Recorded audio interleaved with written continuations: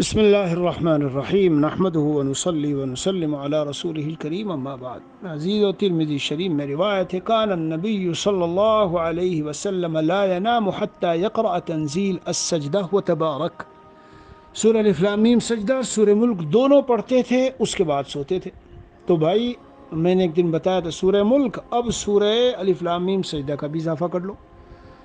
ایک روایت میں نبی کریم صلی اللہ علیہ وسلم ارشاد فرما رہے ہیں کیا ثم اضطجع علی شقک الایمن، داہنے کروٹ پر لیٹو، یہ آپ حضرات کو پہلے سے معلوم ہے۔ ایک شخص کو نبی کریم صلی اللہ علیہ وسلم نے اس حال میں دیکھا کہ وہ اپنے پیٹ کے بل لیٹا ہوا تھا۔ ان النبی صلی اللہ علیہ وسلم قال لمن رآہ نائما علی بطنہ ان هذه ضجعۃ لا يحبها اللہ تعالی، اس طرح لیٹنا، یہ اوندھے منہ کے بل جو تم سوئے ہو لیٹے ہو، یہ پسند نہیں، اللہ کو پسند نہیں ہے، اس سے بچیے۔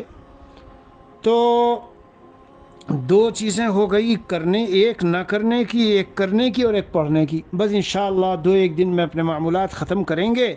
جی آپ صلی اللہ علیہ وسلم کی تو بہت سارے، یعنی ان کا احاطہ مقصود نہیں کہ سب کو گھیرنا، لیکن کم از کم یہ اہم معمولات ایسے سامنے آئے میرے عزیزو، ان پر عمل کی کوشش کرو، بڑی خیر ملے گی، بڑی خیر ملے گی۔ اور انشاءاللہ پھر ہم سو کے اٹھنے کے اور پھر دن بھر کے ہر چیزوں کے بس سنتیں بتاتے جائیں گے انشاءاللہ۔ اللہ تعالیٰ عمل کی توفیق دے۔ وصلی اللہ نبی الکریم وعلی آلہ واصحابہ اجمعین والحمد للہ رب العالمین۔